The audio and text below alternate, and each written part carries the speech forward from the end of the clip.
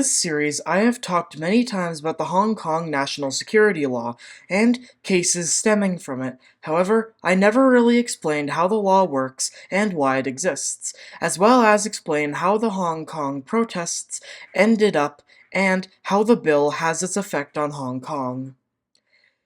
This dates back to 2002, when the Hong Kong LegCo introduced a bill that would amend the Hong Kong Constitution to punish acts of treason, secession, and sedition. However, this was very unpopular and was met with Hong Kong's first protests against Chinese rule.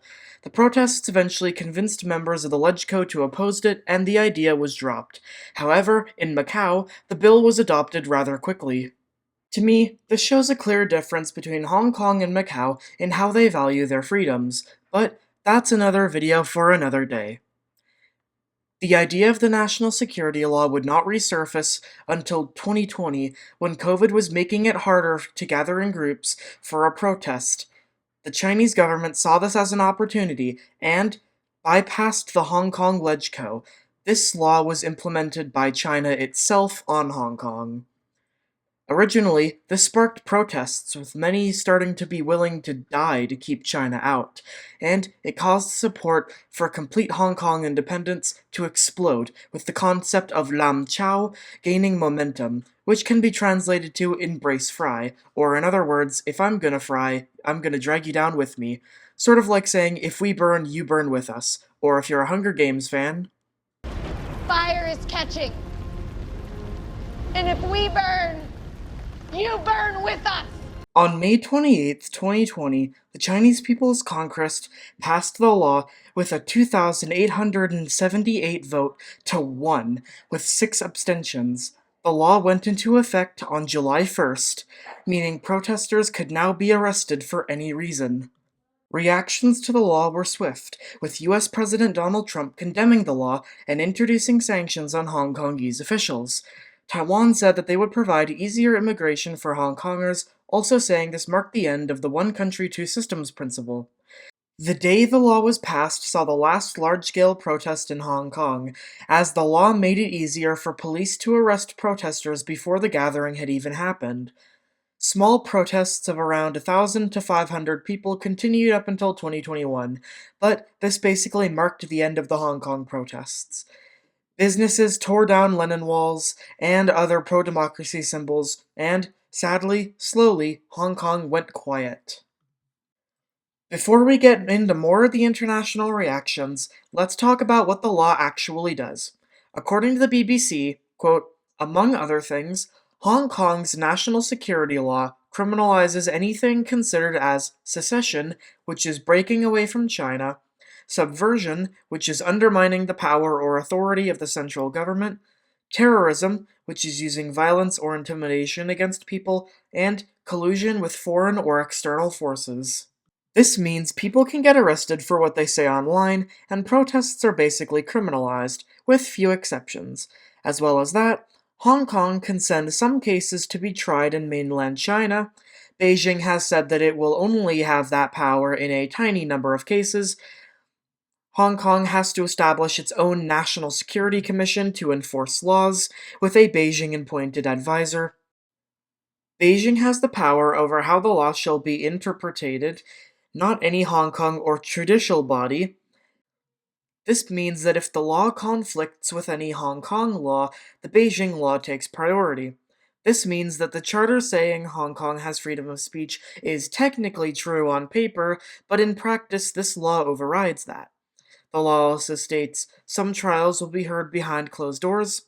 People suspected of breaking the law can be wiretapped and put under surveillance.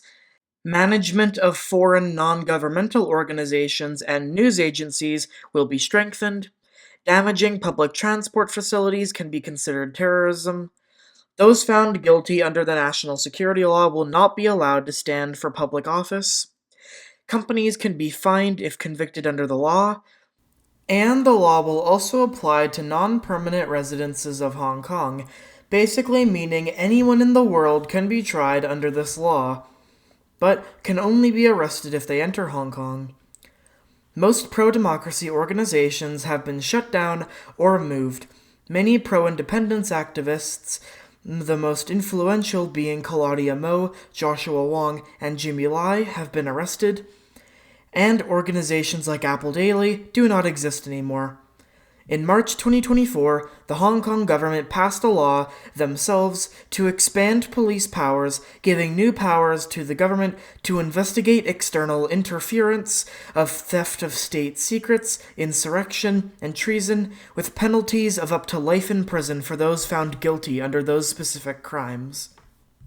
As a response to the law, the UK gave new powers to the British Overseas Passport, a passport introduced in 1997 after the handover that was seen as useless at the time.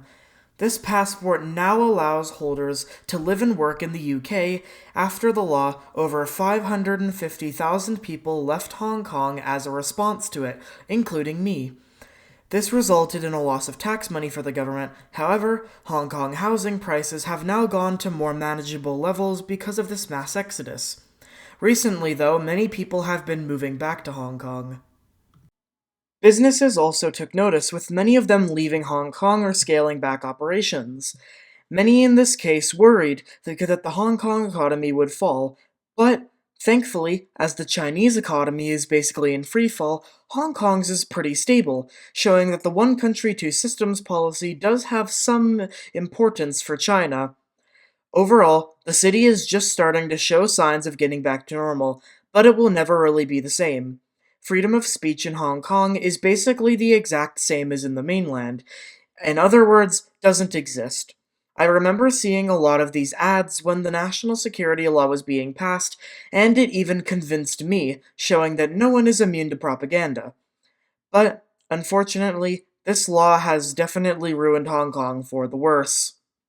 It should be worth noting that despite the notion that Hong Kong is part of China, one of the largest protests in world history was the Hong Kong protests, with over 2 million people crowding onto one street to protest China. In my opinion, this law only silenced people who spoke, but many in Hong Kong still feel resentment towards China. And there's a way you can show your support for Hong Kong. China Uncensored, which is a great YouTube channel, has made a website where you can plant anonymous messages on a virtual Lenin wall in support of Hong Kong. So, please leave a note, and I'll link it in the description.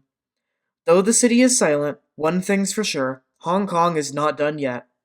So, what effect does this have in the long term? Will the law be expanded further? And am I screwed? That's a very good question.